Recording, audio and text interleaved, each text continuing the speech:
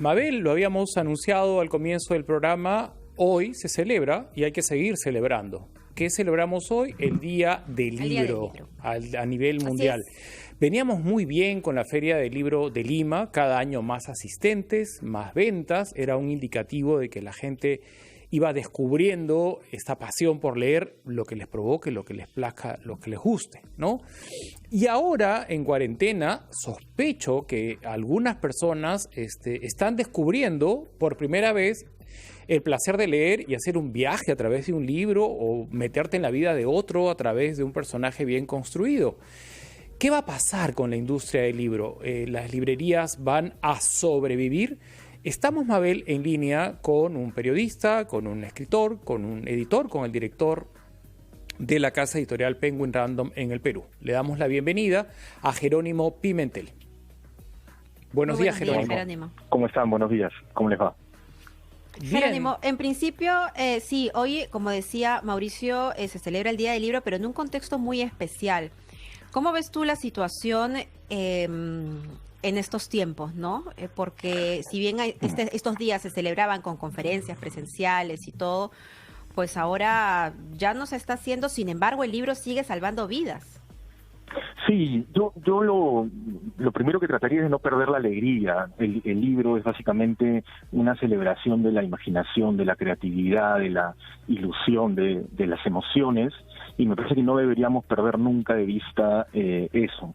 Ahora, la realidad nos golpea como ha golpeado a todo el mundo, básicamente. La circunstancia es muy complicada, tenemos librerías cerradas, digamos, durante todo lo que lleva la cuarentena. Somos una industria cultural relativamente frágil, digamos, relativamente reciente también, y eso nos coloca en una situación de precariedad, ¿no? Estamos en un momento un poco precario porque cuando se rompe la cadena de pagos y las librerías, que normalmente tienen los libros en consignación, dejan de pagar los libros vendidos previamente, las editoriales entran en problema, y cuando los editoriales entran en problema, recortan sus planes editoriales. Eso significa menos lanzamientos significa menos trabajo para correctores, diseñadores, ilustradores y por supuesto para los autores. O sea, hay un efecto dominó negativo que nos está afectando de manera muy fuerte. Y luego tenemos un segundo golpe, que es la cancelación de la Feria Internacional del Libro Lima, que tradicionalmente se celebra en julio y que por las condiciones evidentes no se va a poder celebrar este año, ¿no?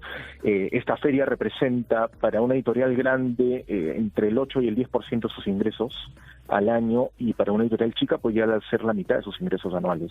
Estamos hablando de un golpe muy, muy duro.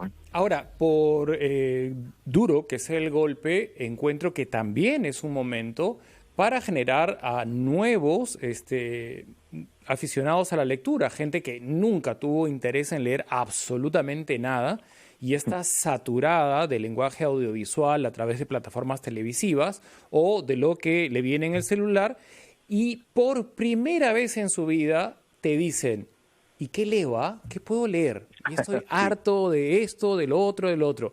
¿Y qué puedo leer?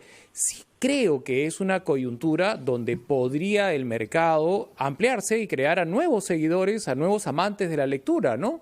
Que cada uno encuentre la ruta que quiera, porque la oferta es diversa y hay para todos. Y de eso quisiéramos hablar contigo luego de la pausa. ¿Qué leer? ¿Cómo empezar? ¿Cómo estimular a los chicos? ¿No? Me encantó escuchar que un papá le contaba las tramas de los cuentos a su hijo y el niño pedía vehementemente el desenlace y el papá le decía: léelo, ¿no? Claro. Y así lo está estimulando y lo tiene ya como que atrapado. Cuéntame la trama y el chico encuentra el desenlace leyendo, ¿no? Jerónimo, te ruego que te quedes con nosotros, que al volver de la pausa hay mucho más que conversar contigo. Gracias por estar aquí. Conversación con el periodista, escritor, editor, representante de Penguin Random en el Perú, Jerónimo Pimentel. Jerónimo, estaba ya planteada la pregunta que si esta pandemia también es una oportunidad para estimular la lectura y crear hábitos en quienes no los tenían, ¿no? De leer. Por supuesto, Mauricio, una de las primeras, yo creo que uno de los primeros signos de cultura, de civilización y de humanidad, es el contar historias, ¿no? El contarnos historias. El confinamiento obviamente es una oportunidad para que logremos expandir nuestra imaginación, y sobre todo nuestro universo emocional, que para mí está en nuestra educación sentimental, que es tan importante a través de las historias, y las historias se cuentan, se pueden contar oralmente, por supuesto, pero también se cuentan a través de los libros, ¿no? Y hay un montón de maneras de hacerlo, ¿no? No solo Penguin Random House Perú, sino muchas editoriales tienen su oferta ya en ebooks, y son libros que se pueden descargar desde cualquier computadora o teléfono celular. Tenemos una oferta de audiobooks, lo que también es importante, que es un formato nuevo que en mercados desarrollados puntea mucho los mercados ya desarrollados, y que significa que alguien te cuente esta historia. Son libros que están narrados muchas veces por sus propios autores, pero por supuesto eso no tiene que pasar por una transacción comercial. El padre contándole a su hijo, o el abuelo al nieto, o el amigo al amigo, son formas de contar historias maravillosas y que tienen ciertamente el mismo efecto, ¿no? Uh-huh. He conocido a lo largo de mi experiencia periodística, que ya es larga, más de 30 años, a personas que no fueron a la escuela, a la universidad, y que no ostentan de ningún título académico, y que decidieron formarse leyendo. Son una suerte de personajes que dijeron: no tengo recursos económicos, no voy a aplicar a la vida académica, pero voy a autoformarme. Y empezaron a leer y no han dejado de hacerlo, y conversas con ellos y te das cuenta que son mentes que no tienen fronteras, palabras que te expresan, pero lo puntual en cuanto a carga emotiva. Yo no sé cómo podríamos finalmente seguir gestionando que el placer de leer es muy personal. Dado que el peruano es tan amante del buen comer, yo no me atrevería a decir tienes que comer esto. O sea, consume lo que te gusta, lo que te haga feliz, ¿no? En ese importante, sí, perdona que te interrumpa. No, dale. Lo que dices es muy importante. La lectura no es un deber, la lectura no es una imposición, la lectura es un placer. Y yo creo que todo enfoque, sobre todo el pedagógico, tiene que tener como punto de partida el disfrute, el goce, porque esa es la llave que permite que los libros se abran y te abran a la vez a nuevos mundos, a nuevos viajes, a nuevas experiencias, ¿no? El hábito no se crea a través de la imposición forzosa para sacar una nota o para quedar bien, yo creo que el hábito se crea a partir del disfrute, ¿no? Uh-huh. Eso que dices me parece importante lo que dices. Es importante lo que dice Jerónimo también, porque a veces nos vemos obligados a consumir lecturas que terminan siendo una tortura, ¿no? Porque cómo es posible que no hayas leído tal libro premiado o a tal autor que resultó siendo Nobel. Creo que y también tiene que ver mucho con el temperamento de las personas. Por ejemplo, el otro día empiezo a leer un libro muy bueno de un escritor chileno, pero era muy triste. Hablaba sobre la soledad y sobre estas miserias humanas, pero yo dije, este no es el momento adecuado en mi vida, por lo menos, para leer algo que me traiga más angustia y más tristeza. Entonces decidí cambiar de lectura, y de hecho ahora es muy interesante cómo en las noches hemos creado este hábito de leer un libro entre mis hijos y yo, ¿no? Son oportunidades que nos está dando esta cuarentena. Por eso digo, cuando al inicio presentaba esto, decía que los libros salvan vidas, porque nos salvan también de esta rutina tan horrible en la que nos ha sumido la cuarentena. Y Mael, tiene mucho que ver con el tipo de carácter de cada persona, ¿no? Hay gente tal vez muy racional o muy fría o con una curiosidad científica muy grande que quiera leer libros que expliquen qué es un virus, qué es una pandemia, cuánto dura, y hay un montón de títulos, ciertamente, Armas, Gérmenes de Acero, Jared Diamond, Sapiens de Harari, hay un libro que acaba de publicar un escritor italiano durante la pandemia, Paolo Giordano, que trata sobre el contagio, y encontrarán ahí un alivio. Y hay otros que querrán, no sé, escapismo, y leerán ciencia ficción o leerán, no sé, tal vez en thrillers, y hay gente que buscará cosas más tiernas, y hay libros muy tiernos como, no sé, Seda de Barico, hay una serie de libros, digamos, que a uno le pueden dar sosiego en épocas de estrés, ¿no? Entonces, yo creo que la base es tener la curiosidad y tener el impulso de coger un libro y dejarte atrapar por él, ¿no? Quizás en este momento asoma la curiosidad por necesidad. Quizás no es una curiosidad en condiciones normales, pero hay que aprovecharla, ¿no? Y entonces, si el tedio los está llevando a pedir que leer, que ese primer contacto sea, ¿no?, el que da la talla y los entretiene, ¿no? Me parece que por ahí va un poquito el tema, ¿no?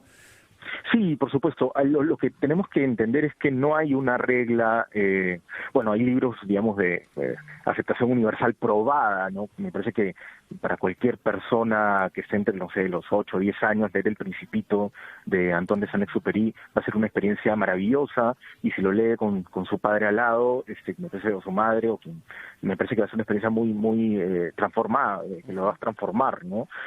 Ahora, lo importante es que, no sé, si un chico está pegado con dinosaurios, encontrar el libro que haga el match con esa obsesión, ¿no? Con esa afición. Me parece que esa es un poco la labor orientativa que tienen que tener los padres en ese momento, ¿no? Uh-huh. Hay una virtud que nos da el leer, que es ser empáticos, porque conociendo otras vidas a través de la novela, de la ficción, tenemos la capacidad de ponernos en los zapatos de otras personas. ¿Qué siente esa otra persona? ¿Cómo vive? Y empatía es lo que necesitamos precisamente en estos momentos, Jerónimo. Exactamente. Por eso yo en un momento les hablaba de la educación sentimental y de las emociones, ¿no? La lectura tiene la gran capacidad de abrirnos las llaves de la empatía. Ese es un tema que es muy importante. La sensibilización y la construcción de un mundo pasa en mucho, o puede pasar en mucho, ya sea por la experiencia, y acá yo también soy un vitalista y la experiencia es muy importante, y otra parte puede pasar por la lectura, que nos permite acceder a múltiples, miles, millones de experiencias que al ser procesadas por nuestra imaginación y por nuestra sensibilidad, nos van a revelar diferentes. Nos van a revelar Jerónimo, ¿quién sientes que a ti te inculcó el hábito de lectura, o tú fuiste descubriendo de manera individualista, ¿no?, este placer que hasta ahora te acompaña y se ha vuelto tu profesión? Sí, mira, mi caso es muy peculiar porque yo soy hijo de poeta y de bibliotecóloga. Uh-huh. Entonces, digamos que... No había que inculcarte nada, era lo que respirabas. Era lo normal en mi casa, digamos, ¿no? Era lo normal, era lo que todos hacíamos, y bueno, mi hermano es filósofo y yo salí también escritor, así que digamos que he tenido la suerte de poder, de tener una... no sé, para mí eso es un privilegio, Mauricio, Mael. Ahora, no es la historia del mundo. Sí, no es la historia de todos los escritores, ¿no? Hay escritores que tienen al papá mecánico y a la mamá enfermera y cuentan unas historias formidables, ¿no? Sí, por supuesto, no hay reglas, ¿no? Los escritores, a mí me parece que tanto la afición por la lectura como la afición por la escritura no son condicionantes sociales, no hay fórmulas para que se produzcan, ¿no? César Vallejo nació en Santiago de Chuco, que si hoy ya es un lugar remoto, imagínense hace, no sé, 120 años, y nació en un entorno donde los estímulos para la cultura ilustrada no necesariamente eran nulos, claro, inexistentes, eran inexistentes, y es tal vez el poeta o uno de los 3 o 5 poetas más importantes del siglo XX en todas las lenguas, ¿no? Entonces no hay una fórmula que te dé a un escritor, ¿no? Abel conoce a un escritor que es hijo de un general que fue ministro y madre ama de casa. Así es. Por ejemplo, lo tenemos todos los días escuchándolo, ¿no? Renato, que es un gran amigo, y tenemos hoy un comandante de las Fuerzas Armadas, Carlos Freire, que es un excelente novelista, ¿no? Y es un militar en activo, ¿no?